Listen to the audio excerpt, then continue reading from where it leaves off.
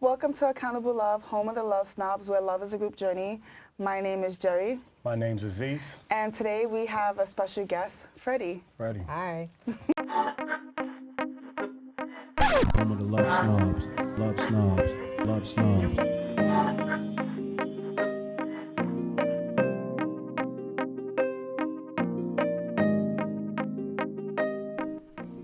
The Love Snobs have surfaced. You know, the people that actually use honesty to communicate. The genuine friends that refuse to let you feel sorry for yourself. Yes, those people. You know, the friends that collect your tears every time life makes your eyes rain. The Love Snobs, the people that don't allow you to settle. Support your dreams, but don't support you sleeping with just anybody. You know, the friends that are so judgmental they ask you to stay away from negative people and encourage you to surround yourself with positive people. Yes, that friend. The friends that love you even when you refuse to love yourself. You know, the Love Snobs. Well, Freddie has been listening to us for the past year and a half. We are on season 3, and the theme of season 3 is, are you the adult in the room? So, The adult in the room. are you the adult in the room? The adult in the room. The adult in the room. Okay, the adult in the room. Yes, Let's start yes. that all over. The adult in the room. Definitely. So we would like to, I guess that will be the topic of our discussion today, Okay. is being the adult in the room. What do you think of when you hear being an adult? Well, I feel like an adult is like someone that takes on responsibility. They're the one who takes charge. They're probably,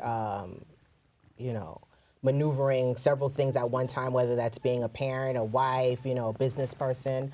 And they have to be responsible for the most part.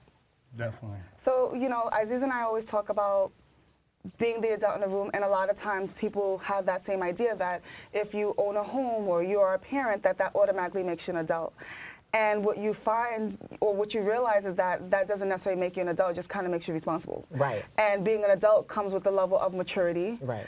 And a level of understanding that a lot of people don't have. So based on my experience, I may not always, I'm the adult in the room in most cases, but I have immature ways.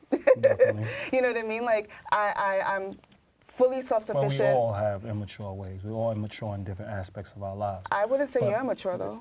I'm immature in a decent amount of aspects of my life. It's just I'm not in those situations much.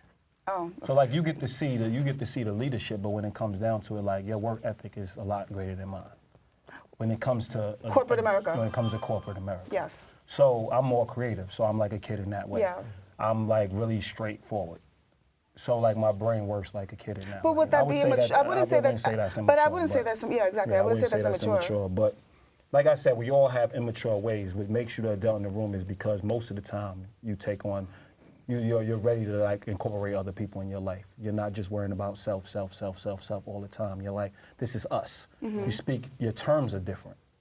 You know what I mean? You speak in we, us, instead of I all the time. And you show up when you say you're going to show up. So like Freddie told us Yeah. that she had all these different challenges on her way here. Definitely. Yes. So you want to speak on that? Yeah, so pretty much. Okay, so I knew I had to get here today, so I was just like, all right, I have to drop off my daughter to my cousin's house in West Babylon. I live in Long Island. And literally my car broke down.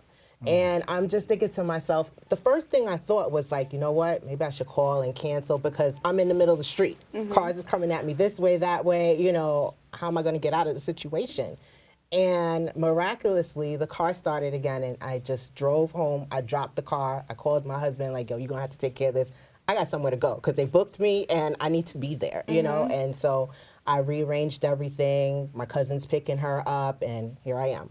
Now that's the accountable love. Yeah. That's the accountable Not love, only is baby. not only is it accountable, but Definitely. it's mature for you to know that today was bigger than the other things that you had going on. Definitely. Right. Most people would have gave you the cop out, like you have a kid and where are they gonna go, and this is just inconvenient, and they would have made a million different excuses. But being an adult is also knowing that you signed up for something and you're gonna exhaust every possibility to make it happen. Definitely, you honor it. Right, That's very I've important. always been like the responsible one, So if there was like, who's the responsible in the room, I'd be like, Freddie is, like, go to her, she's gonna get it done. But like Aziz was saying, as far as like immaturity, I probably would be emotionally immature if I had to, pinpoint somewhere, because I'm pretty good in everywhere else. But when it comes to dealing with emotions and matters of the heart, whether that's a love interest or family or friend, I'm not very good at coping. Put it that way. Oh, see, addressing. but that's mature. Yeah, So again, you yeah. said you was immature in that way, but that actually shows a level of maturity, because then you give a person a choice to have an understanding of where you're coming from, what you're bringing to the table, and they can decide whether they're going to deal with it or not. I mean, going back, I know that she's friends with Erica, which was a guest of ours Erica before. Welch was a guest. So we discussed the whole black and white thing, right? Right. So I know you wanted to touch on that, because we got to definitely give you a chance to actually Redeem talk about, myself, to please. talk about what you did, to talk about what went on, because she basically explained her side of Well, to give how everyone everything a little bit went more on. backstory, so basically Erica came on and we did the whole adult in the room, and we talked about that.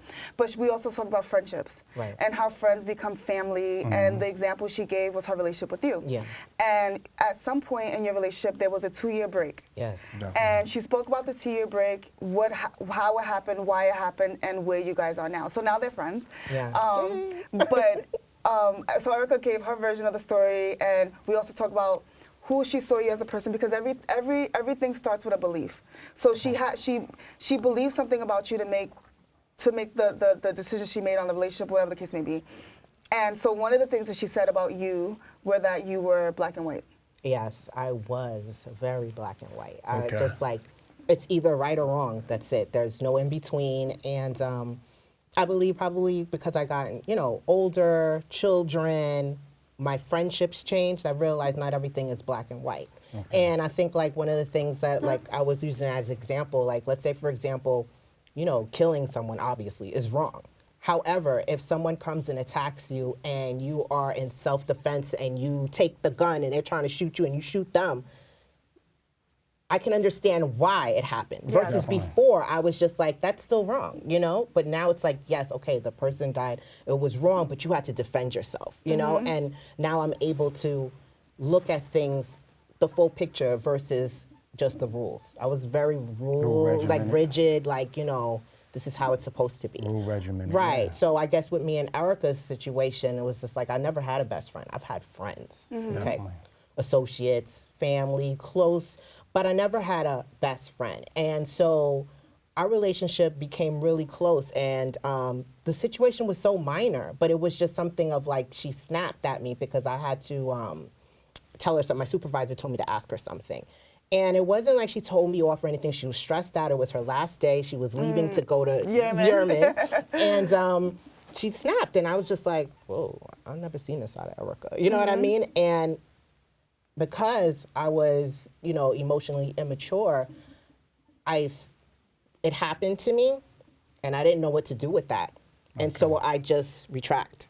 I fell back. I fell all the way back, like All the 2 way years back. Yeah. Fell back, Because that's what we were saying. We was like, it had to be more than just that moment. No, I fell Y'all back. best friends. I like- fell back, and she reached out to me 2 times by text. I responded to her texts, and then the last text she said that, when you're ready to talk, let me know. And I said, okay. And I left it at that. And that was always my coping mechanism with every relationship I had, whether it was best friend, mother, family situation or whatever. If I felt uncomfortable, I didn't have the vocabulary to speak on it. So I would just Shut down. Shut down. I So would what just about shut the down. patience? Did you have other people that were patient with you?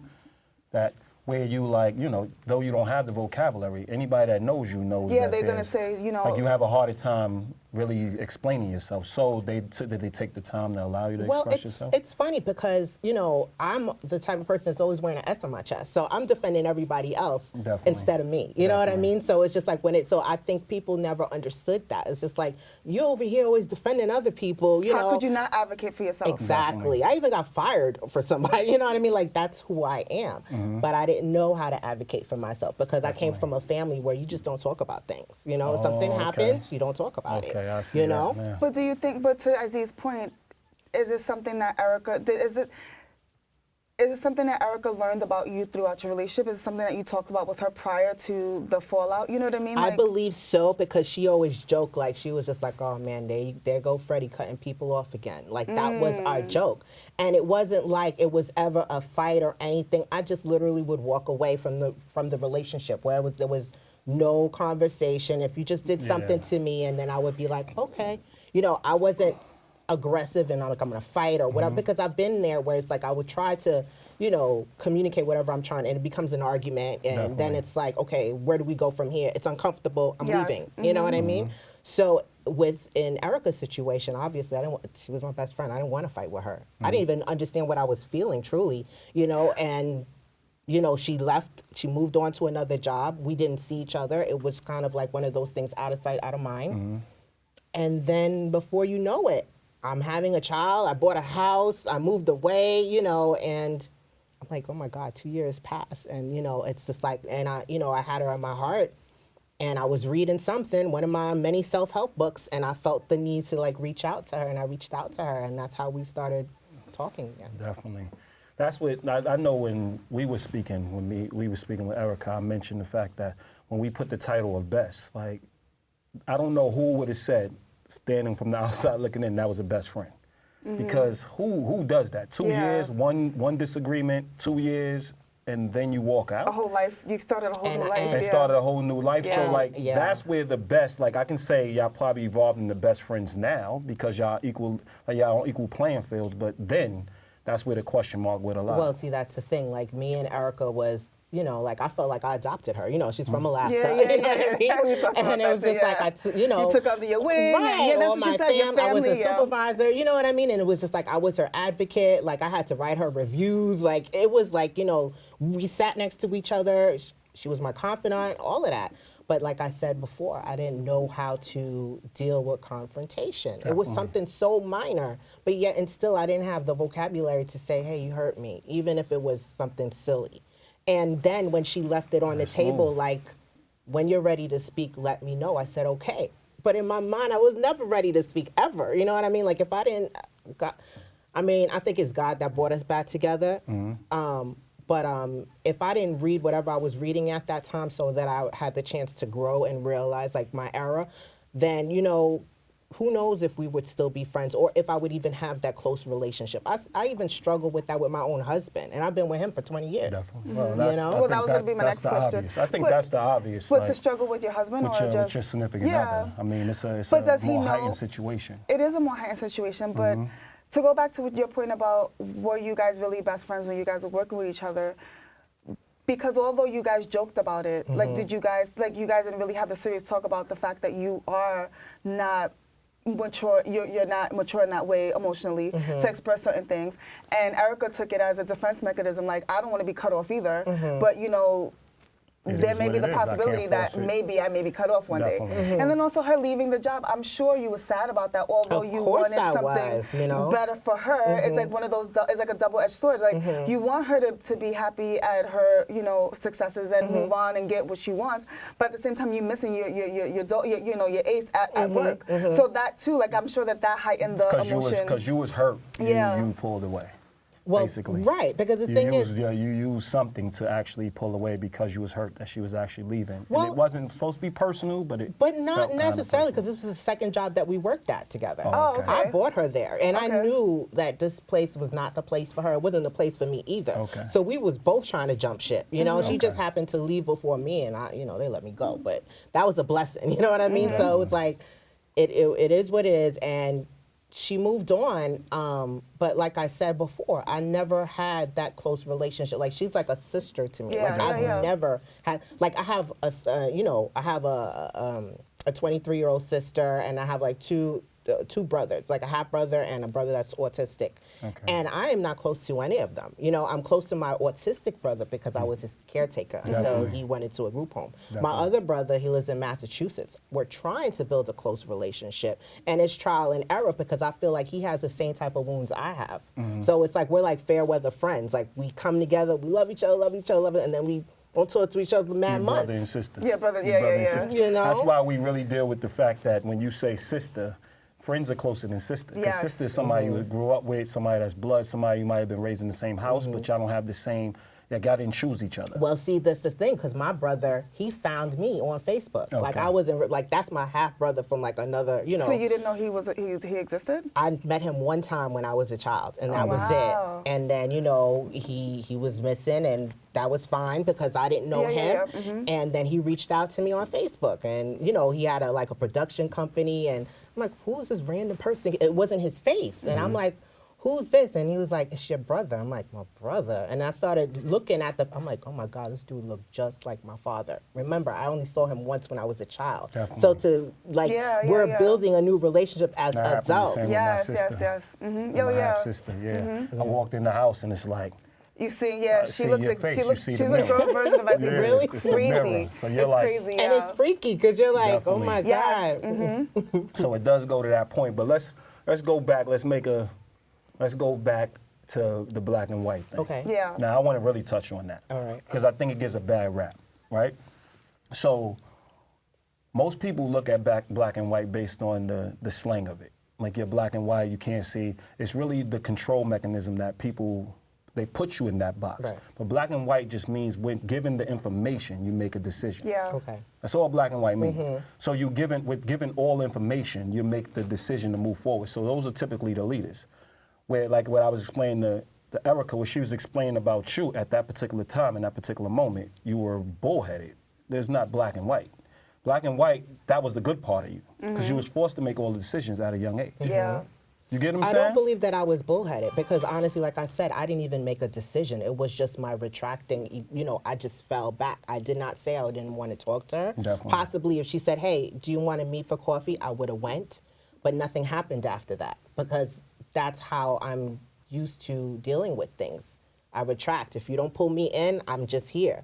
I never was mad at her, like in the sense of like, I hate her, this and that. People would be like, oh, what happened to Erica? And I'm like, I don't know. It was embarrassing. You know what I mean? Like, it's like a public breakup. It was. Yeah. It But that's was. regardless of the, like, now when you're going in, I'm not saying that you actually was malicious towards her. No. I'm saying when she went out, she reached out twice. And I the fact responded that twice. You responded, but the But no fact that you action. didn't, the Yeah, fact no that you action. didn't Right. reach out, I'm saying a person, because when you talk about a person being bullheaded, they're not always argumentative. Yeah, no. They retract as well. Okay. Yeah. So, I mean, I'm sitting here having a discussion with a person. I'm sure you have. You had a discussion with a person. You're having a discussion thinking y'all on the same page, and they're just quiet the whole time. Yes. And before you know it, they're offended. Or before you know it, they didn't like something you said. Or before Or you it know comes up in another way. and it comes up in a some couple of other days way. later, and you realize that they didn't really agree. They didn't give you the chance Right. to resolve the issue. Yeah. That's when you think of a bullhead, it means that you're focused on whatever's going on with you. You fail to see the other side of the other person. Right. So And that's what I was saying. I understand where you're coming from. And Okay. the thing is, honestly, like, when I go into that place, I feel like I'm a crazy person. When I go into that place, it's just like, it's just my let me secret move my place. chair you over. know? It's just Let like, me move my chair over. mentally, I'm not even thinking about anybody else. I'm just like, all right, this has happened to me. I don't know how to deal with it, and I'm gonna put it right here. Definitely, but that's what I'm You saying. know, like I It's two put, people, though. I put it to the side, and So- then I don't deal. So with the black and white thing, be more like you're like yes, no. Either I'm gonna move forward or I'm not. Like Yeah, or if you was my friend, you wouldn't do this. Friends don't do things like this to each other, So this is wrong and this is right. Like I didn't understand that, people let you down sometimes because I never had that close. I expect it from my family because, you expect that from your family. But I never got that close to anyone to even care that if they were to, if they did something to me for me to not move forward or to have any type of feelings, if that makes any sense. It does, but the thing is too, like, so friendships are contracts, right? Like we decided that once we decided that we were going to be friends, and especially as we get to a certain age, like we're friends. Like you meet my kids, you at my house, you know what I Right. mean? Like you meeting my boyfriend, my husband, whatever the case may be. So it's okay that you are holding them to the standard that you guys agree to. So yes, like you shouldn't be letting me down. If you say you're gonna show up, you should be Definitely. there. Like I think that people in general, when it comes to friendship, which is kind of annoying, that they feel like they get a pass because they're just friends. But those are the people that you're building the relationships with. Definitely. Your family are family members because you guys are connected by blood. Right. But unless you are building that same relationship with them, they're just family members. Definitely. So Friendship is the core that yeah, so and I know you probably grew up in the same space that we grew up where, well, not Aziz so much, but like my dad used to drill in me that blood is thicker than water and family's always gonna be there. They didn't do that with you either? That's why I'm the way that I am. Okay. My mom has, in total is 5 of them. And my mother is the one that's the most distant out of all of the Okay. siblings. They grew up that way. I wasn't part of that. Like when I was younger, I lived in Flushing. And at one time, we all lived in the same house, cousins, you know how it was, right? And then afterwards, then my mother moved away. She got divorced, moved away. And once we moved away, the interactions with my cousins and my aunts and everything stopped. Definitely. Because that's how my mother is, you know, like I'd be lucky if I saw them on Christmas or Thanksgiving. And it was one of my cousins who happened to find me, once again, because I'm always missing, found me and pulled me in. You know what I mean? You're in the back of a milk carton. Yeah, like, have you seen this girl? Like, you know, and found me and literally pulled me back into the family, so to speak. And that's how I build a relationship with all my, like, I'm really close with my cousins now. Like, they're my brothers and sisters. I'm closer to them than my actual brother and sister. You know, and the thing is, I moved on purpose because my aunt lives like 2 blocks down. And my mother said, I don't understand, why would you want to live over there? It's so expensive. I said I moved over there because I wanted to be closer to family. I want to raise my kids to be close to my family. I didn't want to say because I didn't have that growing up because I felt like it would offend her. But that's where I came from. You know, so all of this is like I'm learning as I go what it is to be in a relationship, a contract, a friendship. This is all learned behavior, probably more so when I got older versus when I was a child. Because like I said, I had associates. Hey, what's up? That's my friend, but not really. You know what I mean? But like Erica was like my first real true friend that was coming over, you know, doing things together. We saw plays, we traveled, you know. So it was different, and I didn't know how to react. And I mean, I stay saying sorry to her because I'm like, you know, I've grown, I've realized my ways. Definitely. I mean, I think that you are showing to be a responsible adult. My biggest thing is I don't want you to be stripped of your quote-unquote black and white. I explained to her, I don't know if you heard the podcast, I was big on explaining to her. I was big on explaining to her, like, black and white in the negative. Like, understand that's your greatest attribute. To understand the world and be able to break it down for people who are so gray and I'm still and they like need that direction. That's just a leadership role. We don't have the luxury of just being willy-nilly. There has to be somebody, the adult in the room, has to always come and make sure that everybody's positioned in the right situation. Even to have this show, we got to make sure people are organized. If we have a bunch of grays, the show doesn't happen. This is true, and I feel like I have a bunch of grays in my family or in friends, and I'm the one that's always guiding them. No, you got to do this, you got to do that. You know, as long as Freddie's around, we know everything's going to be okay. Exactly. You know? You're the adult in the room. You're the adult in the room. So that's what our whole season's about. It's about basically connecting with people that they get pushed away. Because I go in most rooms and there's a mob mentality. You know what I mean? Most people don't think the way I think. So there's a mob mentality. So I say a lot of things that are like truths, like, oh my God, it smacked me in the face, right? But at the same time, now I'm insensitive. I'm getting called all these things, but at no point, and I'm judging them, but at no point are they realizing they're judging me. They put me in a box, they labeling me, and they don't see that I'm saying this so we can now have a discussion so we can get on the same page. I can be wrong, right? I don't know. But let's have the discussion. Instead, they shut down and blame it on me not seeing outside the box when really I have all the information available to make speaking about the information I definitely see what you're saying because I've been known to definitely clear out a room. Say what I say, and everybody's like, oh, why would you say that? You know, and I'm like, it's the truth. You know, no one wants to say the truth. They want to say what's politically correct or, you know, be sensitive to the person. But then I'm like, as you know, if we're just like speaking and around it and not dealing with the situation and everything, the person continues doing the same thing. Absolutely. You know, hence me. You know. So I do agree. So I wouldn't want that to be strict. I never would want you to say, okay, black and white. It's actually we graduate and we mature into black and white, actually. As we all, when we're young, we're figuring out what we want. As you get older, you start narrowing down what you actually want. And so that's why your friends dwindle. That's why certain relationships dwindle. That's why you start having kids and you start now wanting them about their friends and wanting them about their partners. And you see what I'm saying? It starts right all over again, this cycle. And you want them to actually mature as fast as possible into a black and white where they understand that they now can take in information and they have choice. When you're gray, it's like, I got to worry about this person's feelings. I got to worry about this person's feelings. Who's worrying about your feelings? Well, when you're gray, it's easy to not follow a principle. Definitely. You know what I mean? Like, you're all over the place. Mm-hmm. And so when you're black and white, you have something that you can go back to. You have something that can keep you grounded.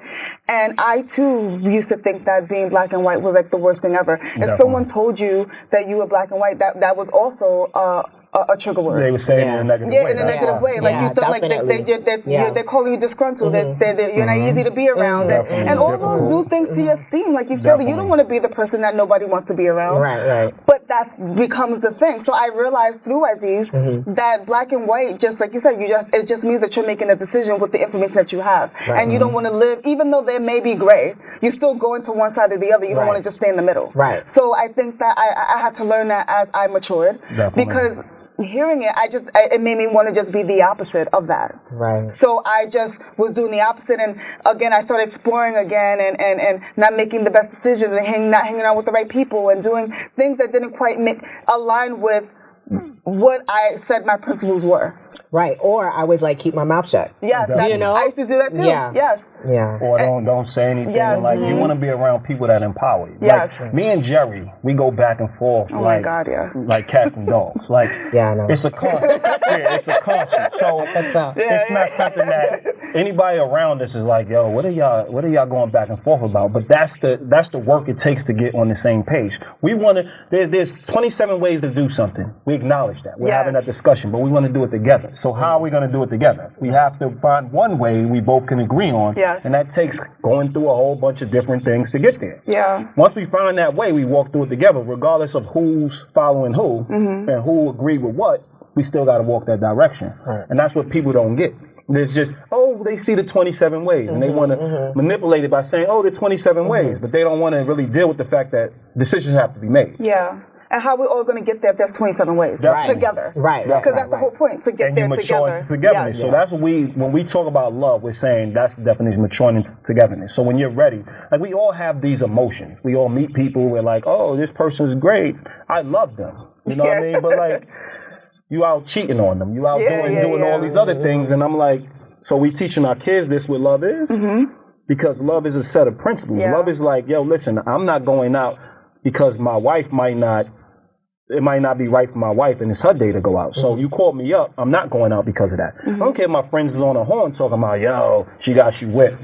No, we have a principle, we have an agreement. Right. And she needs her space too.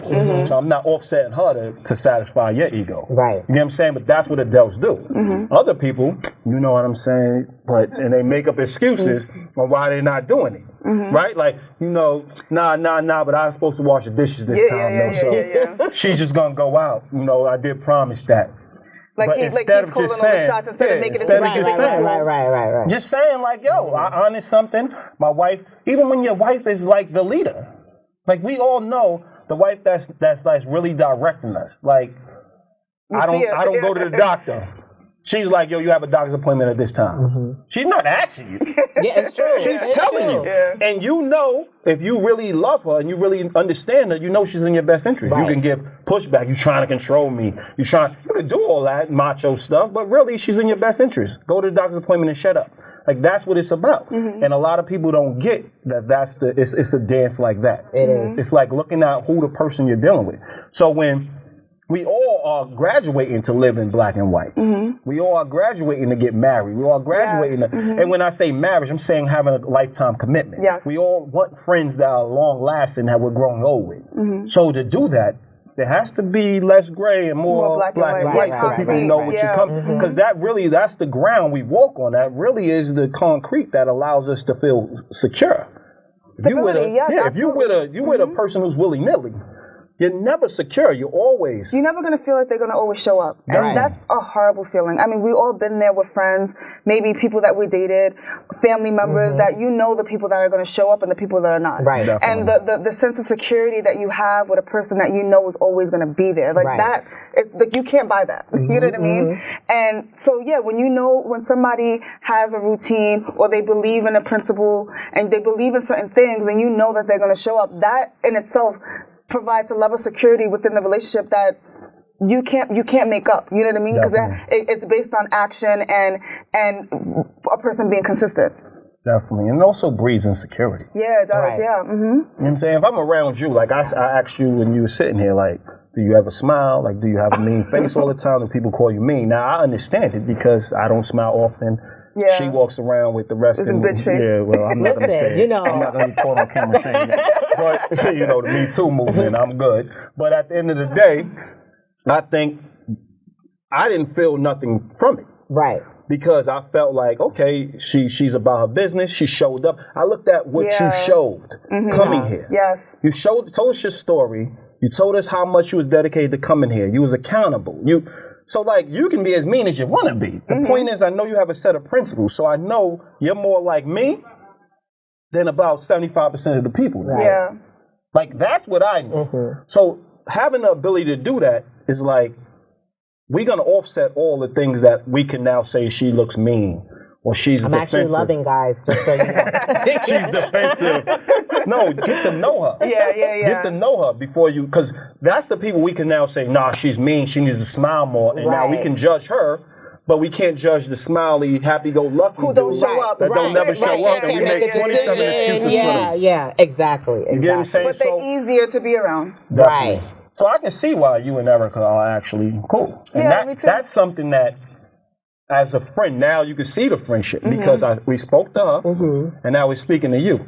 And both of y'all core beliefs are aligned. Yeah, they're definitely very similar. And it's weird because, like I said, she's the girl from Alaska. You know, I'm a New York girl. You know, I don't even, you know, we were, I was like, we're up there? She's like, yeah, it's a whole bunch of us up there. You know? So, and, you know, that's always, like, I think you had mentioned in a podcast, like, that's always, like, the thing you bring up, right? Yeah, like, did you know, like, fun fact about Erica, she's from Alaska. Right. I was like, word? Yeah, exactly. So I could definitely see the friendship. Like, what's your other relationships like? Like, what would you say when it comes to, like, being accountable in your relationships? Because, you know, this is Accountable Love Podcast, so we really big on love being is synonymous with accountability. Yeah. So, but it's funny because I feel like I'm still trying to figure out what accountable love is. Like, I remember Erica was saying that you know what accountable love is. I was like, but I'm not going to tell them that I do because I feel like I'm still learning, you know? Definitely. I feel like, you know, with each relationship, it's different. You know, the relationship that I have with my friend versus my husband or even my son.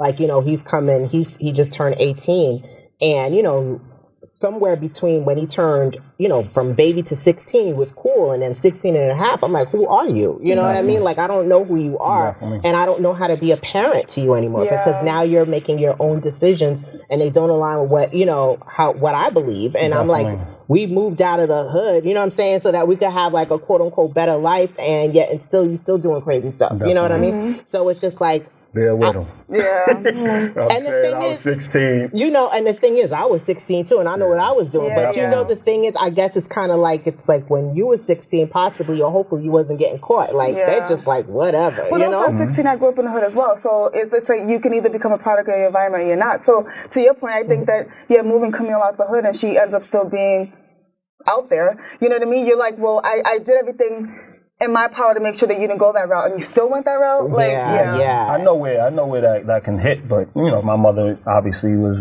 great at what she did too. She was a great parent, but we still felt the need to defend ourselves, felt the need to get street cred, felt the need to, you know, learn all the things we learned about fighting, to put our hands on people in the street. Like, it wasn't a great thing. You know what I mean? She's worried about us all the time because people was, you know, nervous of us, so she knew that brought guns and things of that nature. So, you know. And I think that that's the part that I'm starting to learn is that, you know, everyone comes into their own, you know. Definitely. And there's different stages of life. Like, you know, even though, you know, you're getting older, but your thought process changes. Like, this is, you know, like the young mentality. I think I know everything. And then I know he's going to go into another stage. But it's still hard being the parent watching, knowing, like, this is the crash course. Yeah, you know, like, you go this way, I know what will happen, you know, or, you know, I didn't raise you this way. Not that my son is so bad or whatever. It's just more of like, you know, when I look at him, it's a reflection of me. Yes, we put our beliefs on our children, and I guess that's what me and Camille could talk about later. But that's the point. Like, and actually, Aziz also checked me about that too, because I was raised different. I decided as a parent that I'm going to do things different for Camille so she can have the leg up. So you have to deal with all the nonsense I had to deal with, figuring it out. I'm going to lay the foundation where she doesn't have to figure certain things out. She can just be a kid. And when your child is not moving the way you want them to move, the first thing you think is like, that's not what I wanted for you. Right. But what you realize is you have to figure out what they want.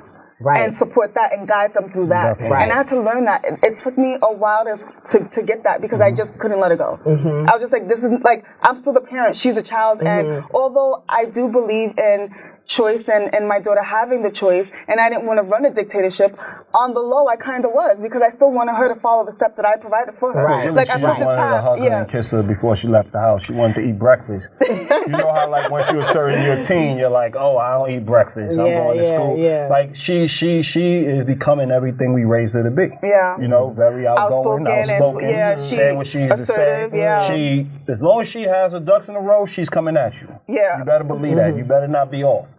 And I'm telling Jerry, like, you should appreciate that because she's a leader. And you're gonna feel that. If you don't give her a place to breathe, you're gonna feel it. Because she's not giving in. Yeah. You know what I mean? But that's not how she was raised. She was raised not to give in. Her spirit wasn't broken. To some degree, I met her when we was young. So some degree her spirit was broken. My spirit was broken. You get what I'm saying? To Jerry's spirit was broken. So she had to now say, listen, I have a voice.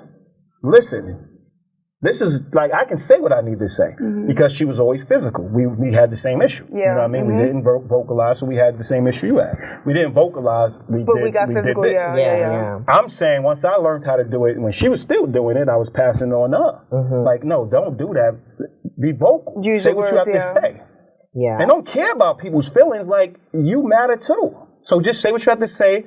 Their feelings, if they really stand up, and they stand up people, they'll tell you how they feel, and then y'all have a discussion. Right. But other than that, there's no reason for you to be putting your hands on people or going to jail or going down the wrong path when you're such an amazing human being.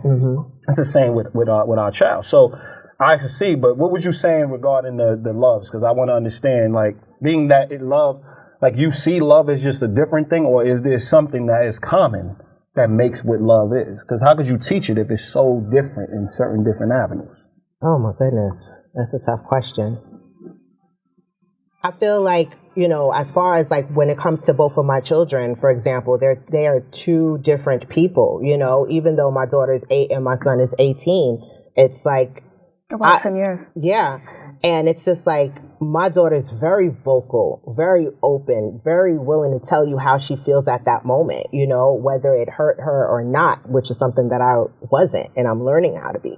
And then I have my son, on the other hand, who probably more like me. And that's why, I feel like we clash because he's very inward. He's a good kid and everything, but he does not vocalize how he's feeling at that moment. Definitely. And sometimes I feel like as though I don't even know how to embrace him, whether it's physical embracement or just embrace him, in his life and, be that mother he needs, or be that, now it's kind of like I'm still a parent, but trying to learn how to be a friend also. Yes. Because it transitions. It transitions, because I realize I can't do the dictatorship thing anymore because it's like they figured it out. He's not hearing. Right. Yeah. And he's also figured he's 18 and he figured out that, wait a minute, I don't have to stay here. I can actually walk out the door and you probably can't do nothing. You know what I mean? Like, it's that stage. So it's uncomfortable for me. I'm still trying to figure it out. I'm still trying to figure out how to be parent, how to be loving, how to have a relationship. I feel like me and my daughter's relationship is good because of the fact that she's so open, and my son is more like me, so close. So I'm still trying to chip away. And he's actually the thing you don't like about you. Yeah. So that's where the difficulty comes in. But I would say that we say love is dedication.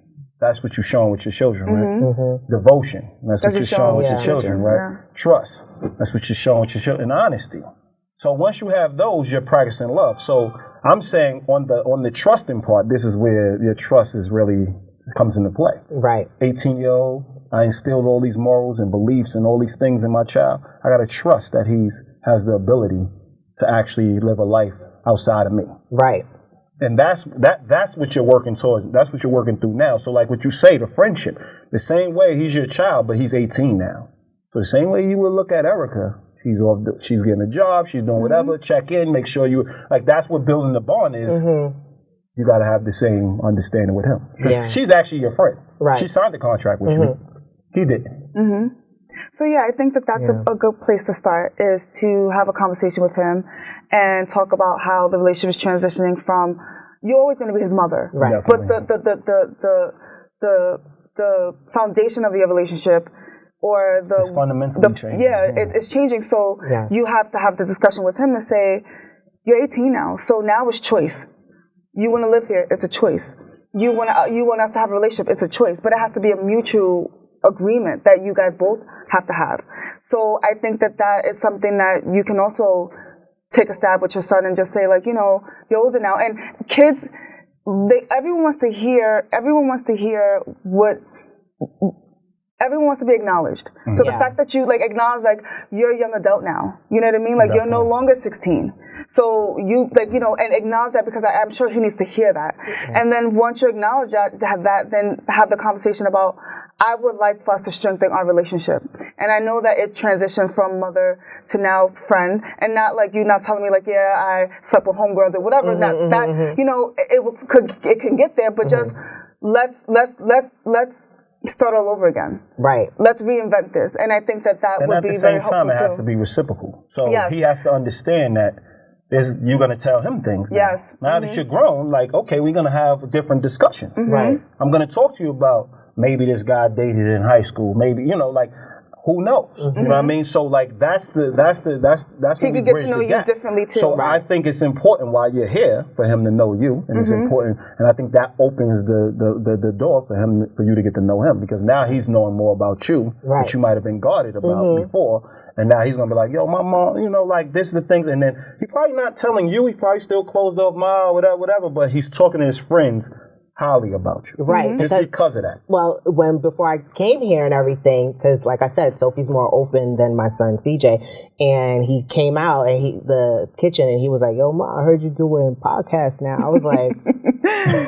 "Where'd you hear that from?" He's like, "Sophie." And I was just like, "Of course, Sophie, because Sophie's the verbal one. She wants to know what I'm doing, where I'm doing, who I'm doing, and when I'm coming back. You know, she's that child, you know, versus my son. Is her father like that? Your husband? Is he more the outgoing? He's very outgoing. He's a pastor's son. Yeah. He's, you know, up front. Even though he says he doesn't like the limelight, homeboy loves the limelight.